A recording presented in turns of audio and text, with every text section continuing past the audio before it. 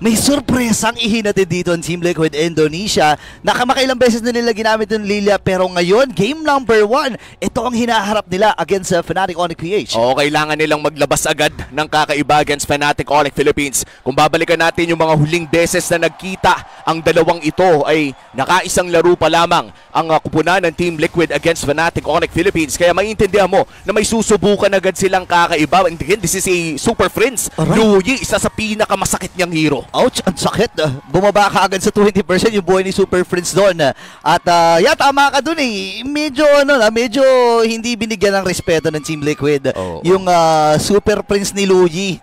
Nagkabaliktad na nga yan eh. Yan yung parang naging signature hero na niya, no? Siya na rin yung nagpauso ng Brave Smite sa Luyi. Yan ngayon si Weedy, no? Medyo makikipag 1v1 kay Brusco, mapupwersa ang Flicker. But Team Liquid ID, mukhang pumapalag sila sa early game na meron ng Fnatic Onyx Philippines. May mga konting hampasan dito, pero alam natin na medyo medyo vibe check lang yan para sa magkabilang kupunan na ito. Kasi medyo mahaba-haba itong laban na ating matutunghayan. This is a best of 7. Pero alam naman natin hindi aabot ang best of 7. Pero sige, mamaya. For context lang. Best of 7 to. Siyempre, saktong live bias satellite lang tayo. Kumbaga parang sa simula pa lamang ay tinitimpla pa. Tama. Diba pag nagpiprito ka, ang pangit naman ko, sobrang init agad, pero mukha si Ezekiel! Ayan na yung pagpainit. Babaka agad yung buhay dito, pero pasok din ang mga Team Liquid Indonesia. Shadow kay pinagsaluhan ng 3, pero atras muna itong si Fabian. Maagang suntukan ka agad ang hinahatid dito ng magkabilang kupunan. Walang mamamatay sa pamilyang ito, Burrito. Hati-hating kapatid doon sa Ugi Shadow Kill. Kaya naman hindi bumagsak si King Kong, pero kamunti ka na. Maganda ang pinapakita dito ng Team Liquid ID against the very potent early game ng Fnatic Onyx Philippines. Okay, para sinasabayan nila yung brawl meta na kilala ang Team Liquid Indonesia. Actually, buong Indonesia, nakikita natin na ganun talaga yung nagiging playstyle nila. And ang ganda na ito kasi it means na naka-adjust na kagad ang Fnatic Onyx Philippines sa kung ano man ang ihahatid ng Team Liquid sa kanila. Tsaka maganda din na nakakapag-farm dito si Kelra. Hindi na niya kailangan masyadong isipin pa dahil pumapalag naman. You have an Edith, you have a Gatot Kacha. Kahit gaano kalupit yung mga brawl na ipakita dito ng Team Liquid ID ay may kayang ipalag ang Fnatic Onyx Philippines ng early game pa lamang. And I might say na lamang pa nga sa damage ang Fnatic Onyx Philippines as long as maiwasan nila yung bola-bola ni Ezekiel. Ay, mahapdi talaga yan, no? And kailangan lang nilang gawin dito ay secure na yung mga posisyon ng kanilang mga malalambot na hero. For example, si Kerry, si Super Friends. Pero si Weedy ngayon, tamang G2 lang. Sisipa pa siya dito, nakasipa siya. Pero hindi si Fabian po na follow up. Habang si Bruce naman yung may abot ng iwasan yung pinakahuling washing dito ni Fabian. Ngayon naman ipasok na rin ang Fnatic Onyx Philippines. Bumaba na si Kirk doon sa kanyang primal rat. Habang meron diversion play na gagawin.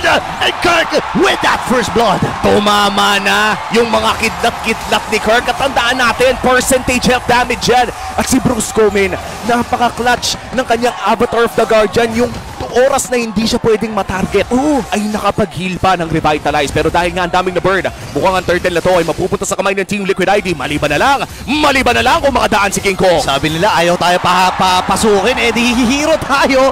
Meron namang retribution dito si Fabian. Insakto din lang ang pagpasok dito kay Kirk. Nakuha yung shadow kill. At din follow-up from Fnatic Onyx Philippines. Pero sabi ni Bruce ko, hindi, sige, bigay na muna natin dyan. Nice trade mula sa Team Liquid ID. Nakakuha din sila ng kill. Nakakuha din ng pagong. Nakalamang ang Team Liquid ID doon. Pero hindi naman masyado nawalan ang kupunan ng Fnatic Onyx Philippines dahil nakakuha din naman sila ng trade doon sa may Turtle Pit. Lamang pa rin sa gold pero mukhang mapipilit ang mag-black shoes si Ezekiel. Partida men, naka-Brave Smite pa yan! Pupunta sa purple ba? Pero it's a prank, joke lang daw kasi nakita din si Ezekiel. Kinabahan. Medyo kinabahan din ng konti. Naparetri nga si Fabian eh.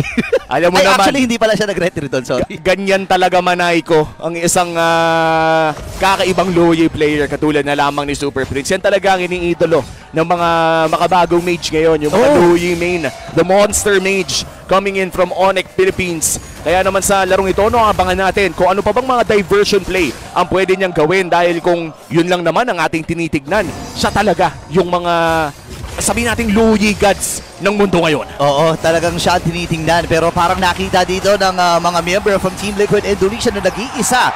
Itong si Kirk at mabilis ang kill ang nakuha ngayon ng Cavalry. Magandang rotation mula sa TLID. Sinubukan dito ng Fnatic Onyx na mag-trade doon sa may bandang ibaba. Pero mukhang kukunin na lamang nila ang wave successfully. Walang nakuha ang Team Liquid ID doon sa may bandang ibaba, pero si Aran naman ata ang bibigyan nila. Grabe, nagamit na rin yung Revitalize, pero ang kunat talaga ni Arana out of the Guardian para lang makalis doon sa babad ng Ring of Punishment. Pero habang nangyari pa ng mga bakin yun, sa may bandang itaas may ginagawa na rin si Fabian, pero may gagawin din nata Fnatic Onyx dito. Si King Kong ang kanyang pinadala. Fabian nakita na, Quad Shadow out, at malinis ang escape dito ng TLID. And for the first time in this game, makakalamang na ang TLID ng sakto lamang. So still, an even ball game kung saan ay kaya pa rin pumalag ng Fnatic Onyx in this upcoming turtle. Kung makikita na nga rin dito ni Aran, si Brusco. Medyo malalim nga lang yung tawid dun sa may top lane. Pero for Fnatic Onyx Philippines, hindi naman nila masyadong iniisip yan dahil nga meron diversion play. May diversion ito si Super Friends na nakikita na natin na may mga pakonti-konting pag-amba.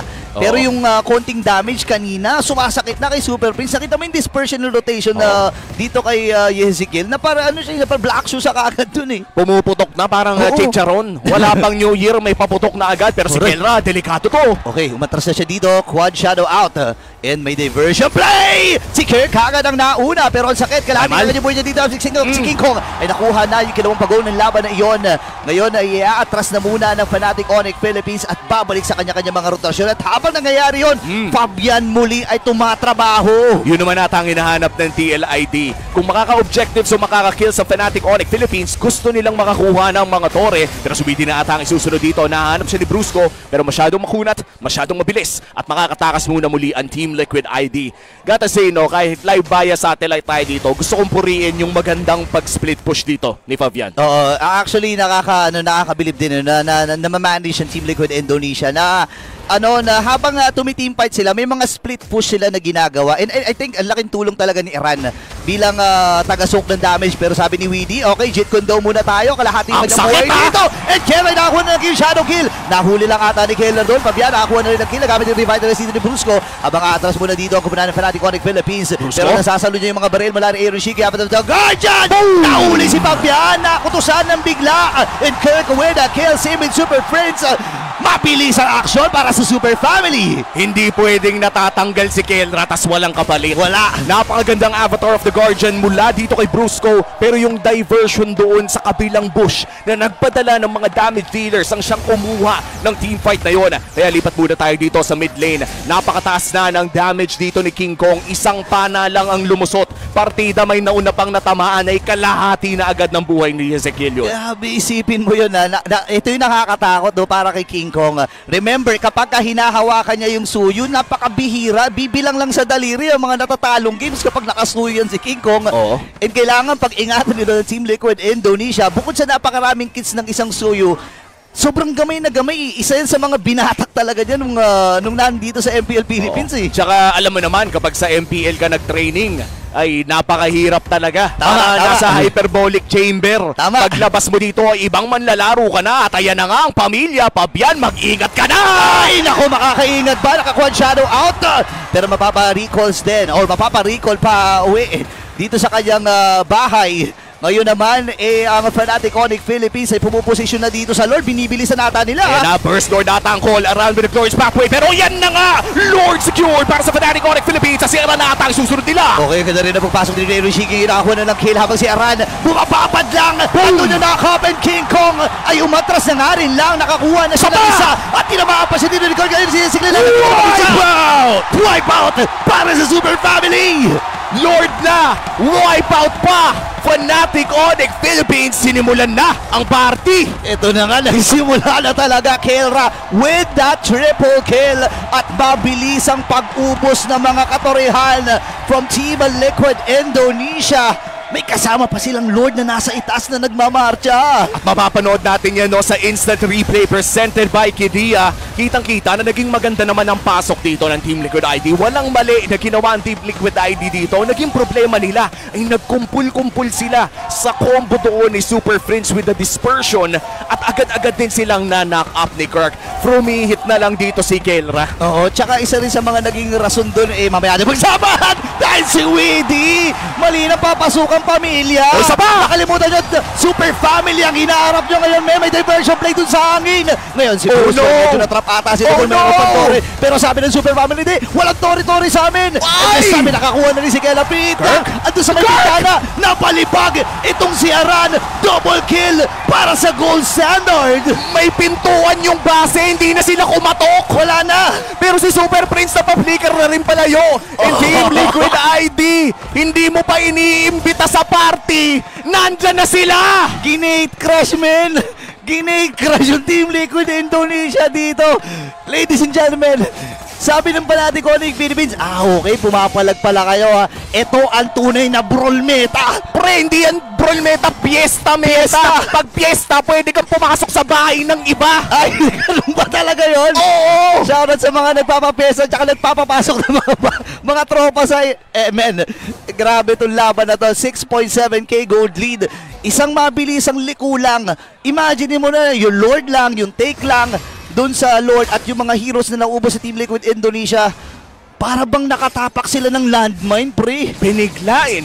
I would say, no, ito real analysis, no? Habang, and by the way, habang hinihintay natin, Ayan, 30 seconds pa naman. At hinihintay lang natin lahat. Shoutout muna sa ating mga watch party. O, syempre, medyo dyan taga Laguna. Shoutout sa mga taga Laguna. Ay, hindi magpapahuli ang mga taga Batangas, pre. At huwag nyo kakalimutan ang mga taga Bohol. Ayan, di ba? Shoutout po sa inyong lahat, yung mga taga Rizal din. Meron din, tsaka sa Iloilo, sa Negros Occidental, sa Cagayan de Oro, sa Davao. Di ba? May General Santos pa. Tapos may Quezon sa lahat ng mga watch party dyan. Shoutout sa inyo. Siyempre, wag natin kakalimutan yung market. Siyempre, masaya din yung mga tao sa market ngayon. Shoutout po sa lahat ng mga nanonood, sa mga kabahayan, yung mga nakasuporta, yung mga mag-office mates, yung mga... yung mga nasa serial kitten. Yung mga nandito ngayon, men. Game number 1 pa lang. Kumbaga parang pinapakita ng Fnatic Onyx Philippines kung gaano kalayo ang antas nila. Biruin mo, men, naisa na natin lahat ng mga watch party sa buong Pilipinas ngayon. Hindi pa rin nakakahanap ng paraan yung Team Liquid ID na makabawi. Isipin mo yan. Shoutout din sa mga watch party dyan sa Indonesia. Ngiti-ngiti naman dyan. 1, 2, 3, smile! Lord! Ito na, seryoso ulit. Lord, sinisimulan na dito ng Fnatic Onyx Philippines. Mamamatahan ito ni Aran pero mukhang ibibigay ng Team Liquid ID ang second Lord of the game. Maintindihan mo naman, no? Medyo mataas talagang risk kung lalabanan nila to dahil 7k gold lead na ang Super Family. Grabe yung naging sagot dito ng Fnatic Onyx Philippines, no? I think isa sa mga naging reason may palag naman na talaga. Ito, walang bias May palag naman talaga ang Team Liquid ID. Doon sa final, doon sa unang Lord fight din kasi. Doon sila nagkaroon ng problema. Walang naging hero luck. Doon yung kupunan ng Team Liquid Indonesia. Kumbaga nagkalabo-labo sila doon eh. Tsaka parang nagkadikitan ang hindi sinasadya. Yun din yung problema kapag may kalaban kang Luyi. Especially if you're against a Luyi na si Super Prince yung gumagamit. Ang nagiging problema doon yung Hayabusa hindi makalayo. The moment na may makalabit yung Hayabusang kakampi niya na iba yung kulay ay bigla silang magdidikit. Tapos yung knock-up na manggagaling dito kay Kirk. Pero ito na Lord push sa may bandang ibaba. Si Kelra mag-free hit. Pero mukhang agaran din itong matutunaw ng Team Liquid ID. Karespeto naman kasi talaga ang kanilang wave clear. No? You have Ililia and you have the Malefic Gun, Bruno. Kakakarnihin lang yung ganong Tore. Wala na eh. Alam na ng Team Liquid. Sige, pabayaan natin yan. Kakarnihin na kagad ni Kelra yan. Ngayon, isunod na rin yung gitnang Tore dito ng Team Liquid Indonesia. Nakabantay pa rin itong kanilang kupunan. Si Weedy nahahanap ng sila. Nakahanap nga siya ng isa. Si Kirk ay nakaligtas pa rin. Grabe naman, nakaligtas pa rin sa kamatayan dito si Kirk. Ngayon, ubus na ang katorihan. May diversion plane din silang gagawin. Doon ata sa may gilid. Sabi ko na nga! Inuna na si Ezekiel. Habang the Guardian. Nandito na ang pagsugod ng Fnatic Onyx Philippines. Pero nagkataon lang. Wala silang mga minions dito at kailangan nilang kumapit. 20 segundos para dito kay Aran. Si Fabian pero pinifree hit na ni Kelra! Ayaw lang Ayaw Pinas. Bakit pa naman kasi aabangan yung mabubuhay? Kung meron pa namang maleft, that's game number 1 na mapupunta sa kamay ng Fnatic Onyx Philippines. Magandang simula para sa Pilipinas pero hindi pa rin tapos ang trabaho. Saktong selebrasyon lamang. Kailangan pa manalo ng 3 games. Oo, Ate Shan, sa easy ka lang yung boses mo, ha? Oo. Ate Shan, sa easy ka lang. As much as gusto namin ng mahirap na pag nag-game 7 pa. Oo, bigay mo na sa amin to. Bigay mo na to sa Oo. Pilipinas. Well, napakatindi ng laban na ipinakita dito ng Fnatic Onyx Philippines sa Team Indonesia. Masabi ko, first 5